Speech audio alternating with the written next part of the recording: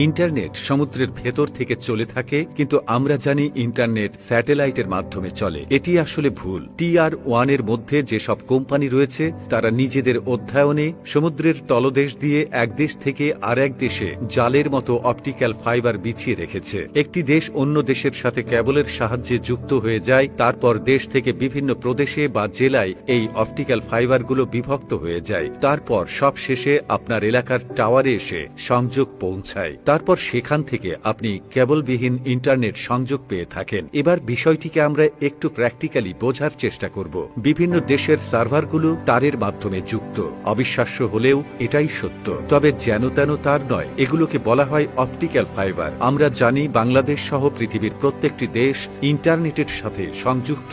সাধারণত আমরা মনে করি ইন্টারনেট স্যাটেলাইটের মাধ্যমে কাজ করে, কিন্তু বাস্তবে একেবারেই ভিন্ন। শতকরা ৯৯% ইন্টারনেট কাজ করে অপটিক্যাল ফাইবারের সাহায্যে। এই অপটিক্যাল ফাইবার হচ্ছে অত্যন্ত সরু একটি জিনিস, যেটা মানুষের চুলের থেকেও সরু। এখন আপনার মনে প্রশ্ন আসতে পারে যে মোবাইল ব্যবহারের সময় তো আমাদের সঙ্গে কোনো কেবল যুক্ত থাকে না, তাহলে কেনই বা কেবলের কথা বলা হচ্ছে? আসলে বিষয়টা হচ্ছে যে টাওয়ার থেকে আপনার মোবাইলে নেটওয়ার্ক আসে, সেই টাওয়ার থেকে আপনি যে ওয়েবসাইট ব্রাউজ করছেন সেখানকার সার্ভার পর্যন্ত কেবল বিছানো থাকে। এত সরু হলেও ডাটা ট্রান্সফার রেট বা তথ্য বিনিময়ের হার অত্যন্ত বেশি, প্রায় ১৫০ গিগাবিটস প্রতি সেকেন্ডে। এই ফাইবারগুলো বিছানো আছে সমুদ্রের মধ্য দিয়ে। একগুচ্ছ ফাইবার দিয়ে তৈরি করা হয় এক একটি তার, তারপর সেগুলোকে মোড়ানো হয় বিভিন্ন সুরক্ষা কবচ দ্বারা, তারপর সেগুলোকে বিছিয়ে দেওয়া হয় সমুদ্রের মধ্য দিয়ে। অতি সুরক্ষিত ব্যবস্থা থাকা সত্ত্বেও এই কেবলগুলোর গড় কার্যকাল ২৫ বছরের বেশি হয় না।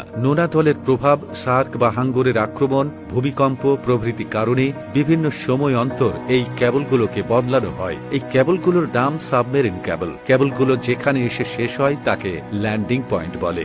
ভারতে মুম্বাই, চেন্নাই প্রভৃতি স্থানে ল্যান্ডিং পয়েন্ট রয়েছে। সব থেকে বেশি কেবল গিয়েছে মুম্বাই শহর দিয়ে। এই কেবলগুলো দিয়ে পুরো পৃথিবীকে কানেক্ট করেছে TR-1 কোম্পানি। বাংলাদেশের দুটি ল্যান্ডিং পয়েন্ট রয়েছে, একটি হচ্ছে কুয়াকাটা আর একটি হচ্ছে কক্সবাজারে। এখন আপনি যদি কোনো ওয়েবসাইট ভিজিট করেন এবং সেটির সার্ভার যদি অন্য কোনো দেশ থেকে হয়ে থাকে, তাহলে আপনার ব্রাউজ করার সমস্ত ডাটা পুনরায় এসে এই ল্যান্ডিং পয়েন্টের মধ্য দিয়ে সেই নির্দিষ্ট সার্ভারে গিয়ে পৌঁছাবে এবং পুনরায় সেই সার্ভার দিয়ে আপনার ডিভাইসে ডাটা রিসিভ, এবং এর জন্য আসলে কত টাকাই না জানি খরচ হয়। বাংলাদেশের ক্ষেত্রে যদি আমরা ধরি, তাহলে দেশের ভেতরের অপারেটর যেমন গ্রামীণফোন, রবি, বাংলালিংক, এরা ল্যান্ডিং পয়েন্ট থেকে পরবর্তী ধাপে তারের মাধ্যমে নিজেদের কানেকশন পুরো বাংলাদেশে ছড়িয়ে দেয়। এটি হচ্ছে TR-2 কোম্পানি। এই TR-2 কোম্পানিগুলো প্রতি গিগাবাইটে একটি নির্দিষ্ট টাকা TR-1 কোম্পানিকে দিয়ে থাকে। এছাড়া লোকাল পর্যায়ে বিভিন্ন ইন্টারনেট সার্ভিস প্রোভাইডার বা ISP রয়েছে। এছাড়া মূলত TR-3 company TR-1, TR-2, TR-3 এই ৩ স্তরের মাধ্যমে ইন্টারনেট আমাদের হাত পর্যন্ত আসে। ভালোভাবে পর্যবেক্ষণ করলে জানা যায় যে ইন্টারনেটের জন্য আসলে কোনো খরচ নেই। যা আমরা দেই তা শুধুমাত্র কেবল বিছানো এবং মেরামত করার জন্য। আর এত কিছুর মধ্যেই আমরা সহজে বুঝতে পারছি যে এখানে স্যাটেলাইটের কোনো কাজ নেই। ইন্টারনেট প্রায় পুরোটাই কেবলের মাধ্যমে আপনার হাতে এসে পৌঁছে যাচ্ছে।